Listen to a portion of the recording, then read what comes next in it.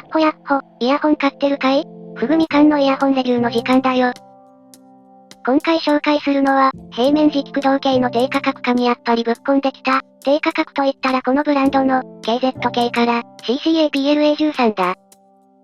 PLA13 は、低価格化が進んだ、13mm クラスの平面磁気駆動ドライバーの中でも、特に安価なモデル。それが KZ 系のブランドだからできる、生産数によるものなのか、それとも、それ以外の不思議な力によって起こされているのかどうかはわからないけど、何はともあれどうにかなってこの値段で出てきたわけだ。ちなみに、購入時は、クーポン込みでうまくやれば6000円台で購入できる状態だった。信じられるか？平面駆動が6000円台だぞ。この PLA13、なんといっても一番のピックアップポイントは値段なんだけど、それ以外にも KZ 系っぽい要素がある、安心感のあるシェル形状と、そして何よりグラフを見ただけでわかる、低音域の増強だ。平面磁気駆動ドライバーは、一般的にダイナミックドライバーよりも低音域に関してはあっさりとしている機種が多い。その中でも、低音がドッカンいうイヤホンが標準な KZ 系のブランドの中では、正直、フル BA 系と同様、ブランドのイメージとかなり違う音にしないと生き残れないと思ってたんだけど、まさかの正面からダッシュで助走つけて殴るストロングスタイルで勝負をかけてきやがった。そんなわけで、色々と遊び心がありそうな、CCA-PLA13、実際の使用感について、詳しく見ていこう。まずは、外装。最近 KZ がよくやっている、金属フェイスプレートの内側のプラ部分とのデザイン的融合は、PLA13 もそのまんま、結構精度を出して作るのが面倒な感じの仕上げなんだけど、最近はよく採用されてるな。程よくドライバが露出していて、今まで KZ 系のイヤホンでドライバ数が担っていたメカメカしさを、別の形で補う感じになっている。フェイスプレートのデザインは、ちょっと中二を感じるデザインだけどな。特に、平面駆動を積んで嬉しくなっちゃったのがわかるプレイ13とプラナーという、プラナーを視覚的にプッシュしてくるデザインには微笑ましさすら感じる。そういう夏休みの小学生を見たような感想とは裏腹に、装着感の方は堅実だ。ハイブリッド型から、ダイナミック型まで、KZ 系のイヤホンで数多く使われてきた、定番形状を採用していて、13mm のダイナミックドライバーを搭載している割には、かなり小柄な部類に入る外装部。ノズルの角度なども適正で、平面磁気駆動の中でも装着感が良い部類に入ると思う。ちなみに、ノズルは金属製ではなくプラスチック製だ。この部分は強度の関係で、他の KZ 製みたいに金属ノズルにして欲しかったな。数年後の強度が違うので、付属ケーブルなどは、いつもの低価格モデルと同じ、イヤピ、ケーブル、以上。これ以上ないシンプルなパッケージだ。付属品で価格を押し上げるイヤホンと比べると、僕は使わなくなる付属品より、シンプルで価格が抑えられてる方が好きだな。君はどっちが好きかな？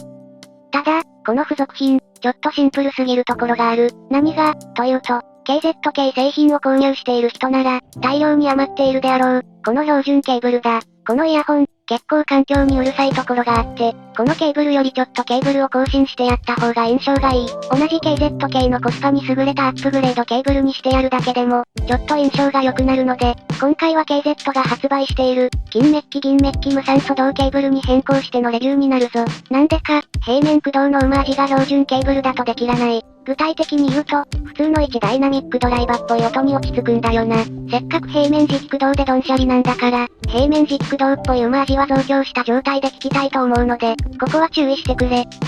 遮音性に関しては平均的、ちゃんとある程度防いでくれるので、不満はないな。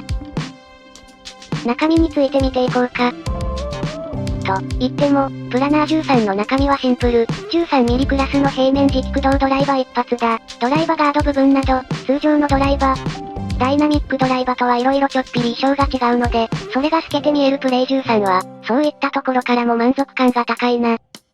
平面磁気駆動ドライバーは、同じサイズのダイナミックドライバーに比べて、ベースからサブベースが出しにくく、この価格から3万円クラスくらいまでの平面磁気駆動を色々聞いた感じ。全体に、そのオマージュは高音から低中音域くらいにかけてあって、空間の広さ、高音の透き通った歪みのなさ、一音一音の分離感なんかが共通で感じられる。加えて、最近流行している 13mm クラスは、低音からサブベースまでもある程度やってのけるところがあって、低音をブリブリに出す、強化された 10mm ダイナミックドライバーをさらに強化した20磁気回路搭載ダイナミックドライバーを、さらに低音志向に強化した、中国系の20磁気ダイナミックドライバー系イヤホンである、KZ 系のハイブリッドイヤホンラインナップほど凶悪なサブベースではないものの、しっかりとこなせるのが、平面磁気駆動の、美味しいところを最大限引き出しつつ、弱点もない、最大限うま味を引き出した調整だと思う。が、あえてそこに低音をプラスすると、平面磁気駆動のイヤホンで感じられる、自然かつ広い空間表現がトレードオフされる。イヤホンのバランスというのは実に難しいもので、どっかが出ると勝手にどっかが引っ込むようで、それらのさじ加減に各メーカーの中の人は、脳に汗かき、実際に汗をかいて、チューニングを仕上げていくわけだ。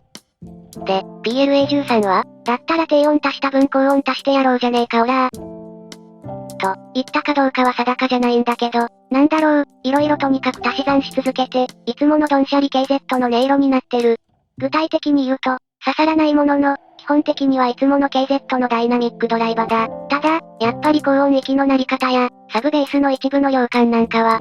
平面駆動で出してるんだな、ということを感じられはする。他のイヤホンを見てきて、平面駆動ドライバーなんてコストのかかるモデルを積んだ時には、大体どのイヤホンも、その個性を最大限丁寧に引き出すんだけど、PLA13 も引き出してるといえば引き出してるんだけど、明らかに欲望が前面に出てく印象だ。つまりはできる限りクソ強い音が聞きたい。いつもの KZ だな。PLA13 は、基本的に、ドンシャリでわかりやすい楽しさがある音色、かつ、それでいて平面磁気駆動の特性を感じさせる、という、いかにも KZ 系で平面駆動やったらこうなりました、という音色となっている。ただし、使用されている平面磁気駆動ドライバーの関係で色々と環境にうるさい。まず、余裕のある出力が必要だ。マルチ BA 系よりも顕著に、出力の低い環境だと高音域がだれる。ここがだれてしまうと、なんだか解像度がいまいちはっきりしない、反応の悪いダイナミックドライバーみたいな仕上がりになる。また、僕の個体の場合、エイジングが進んでいない場合でもこの印象が強かった。つまり、鳴らし運転が必要で、かつアンプも選ぶ、KZ 系のイヤホンとしては特別環境にうるさい印象だ。平面磁気駆動イヤホンとしては普通なんだけどな。それから、さっきも言った通り、ケーブルも選ぶ。と言っても、ここは安価でもそれなりのものを繋げてやれば基本素直に音色が良くなるので、とりあえず写真と同じ、KZ の安いアップグレード線でもかませてやるといい。とりあえず初期ケーブルと相性が悪いだけだ。で、本性を発揮した状態の PLA13 と、同じ KZ のハイブリッド型、1ダイナミックドライバー、それから他社の平面磁気駆動あたりを比較してみる。基本的に、PLA13 の魅力は、ためら妥協しないで低音域、高音域を引き上げた、言い方は悪いが下品なまでにパワフルな平面磁気駆動、という存在だ。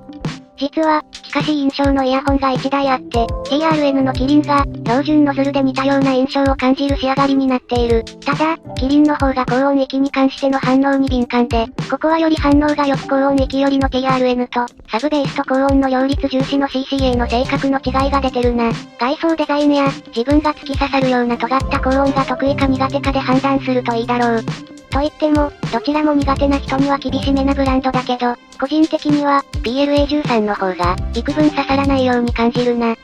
平面磁気駆動の魅力の一つである、高音の伸びは、この PLA13 でも感じられる。ただ、明らかに他モデルと比べてこの音域が持ち上げられてるな。ボーカルもきちんと出てるけど、高低音が強化された分、ちょっぴり後ろにある。